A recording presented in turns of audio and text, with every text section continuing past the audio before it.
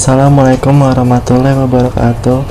Selamat pagi teman-teman dan kakak asisten. Perkenalkan, nama saya Adam Satria Pratama Nasution, NIM akhir 30164 dari kelompok 7 kelas IKTC.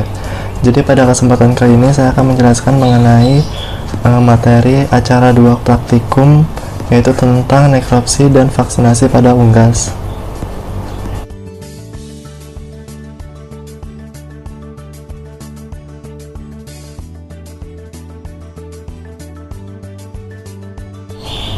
Jadi, nekropsi merupakan pemeriksaan kondisi jaringan tubuh ternak, baik di permukaan tubuh maupun di dalam tubuh, yang dilakukan dengan cara membedah atau membuka rongga tubuh.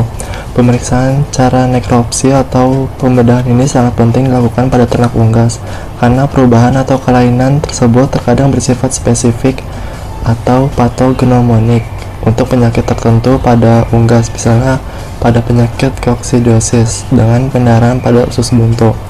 Penentuan penyebab penyakit pada unggas berdasarkan perubahan tingkah laku maupun perubahan anatomi yang nampak dari permukaan tubuh unggas sangatlah sulit, sehingga teknik pemeriksaan secara pembedahan atau nekropsi sangat perlu untuk mendukung dalam menentukan penyebab penyakit yang menyerang unggas. Unggas yang dibedah dapat merupakan unggas yang sudah mati atau unggas yang dalam kondisi hidup kemudian dimatikan terlebih dahulu. Berikut ini adalah video yang menjelaskan mengenai langkah-langkah dalam melakukan nekropsi pada unggas.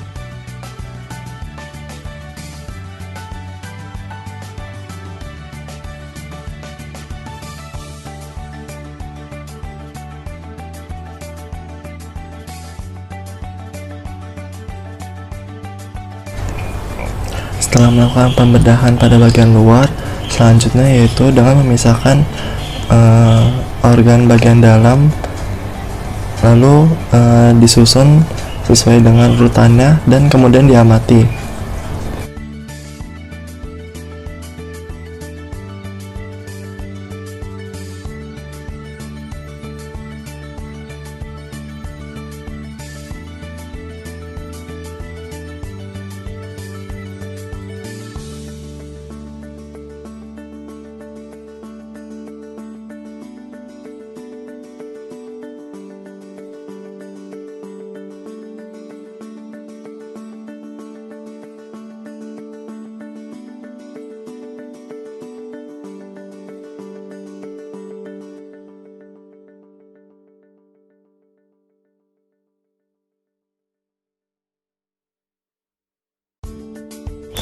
Berdasarkan hasil pembedahan atau nekropsi yang telah dilakukan, dapat diketahui bahwa ayam tersebut dalam kondisi normal atau sehat, karena tidak ada luka, kelainan, atau pembengkakan yang ada pada organ di dalamnya.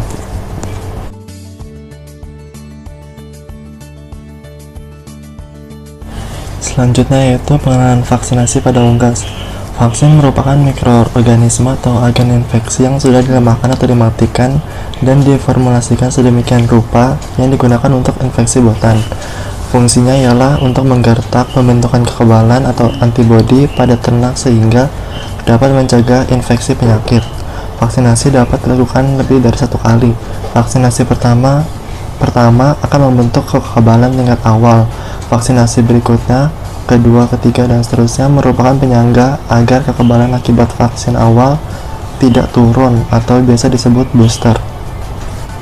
Vaksin dibagi menjadi dua macam, yaitu ada vaksin aktif dan vaksin inaktif. Lalu dibagi lagi menjadi beberapa parameter. Yang pertama itu dari segi bentuknya. Vaksin aktif bentuknya itu kering dan juga beku. Sedangkan vaksin inaktif berupa emulsi atau suspens karena mengandung acuan atau larutan. Nah, dari isinya, vaksin aktif berisi agen penyakit atau mikroorganisme yang telah dilemahkan. Sedangkan vaksin inaktif berisi mikroorganisme yang telah dinonaktifkan atau dimatikan. Untuk perlakuan sebelum digunakan vaksin aktif, pemakaiannya harus dilakukan terlebih dahulu menggunakan pelarut. Sedangkan vaksin inaktif, pemakaiannya tanpa pelarut, langsung digunakan. Lalu untuk pemberiannya, vaksin aktif dengan cara tetes mata atau hidung, mulut, atau air minum dan diinjeksikan. Sedangkan vaksin inaktif dengan diinjeksikan. Adapun faktor atau tolak ukur dari keberhasilan vaksinasi. Yang pertama yaitu kondisi kesehatan ternak yang akan divaksin. Kedua, kualitas vaksin. Ketiga, teknik vaksinasi. Keempat, program vaksinasi. Kelima, keterampilan vaksinator. Keenam, tingkat pencemaran bibit penyakit. Dan yang terakhir yaitu program biosecurity. Sekian penjelasan materi acara praktikum yang dapat saya sampaikan. Kurang lebihnya mohon maaf. Wassalamualaikum warahmatullahi wabarakatuh.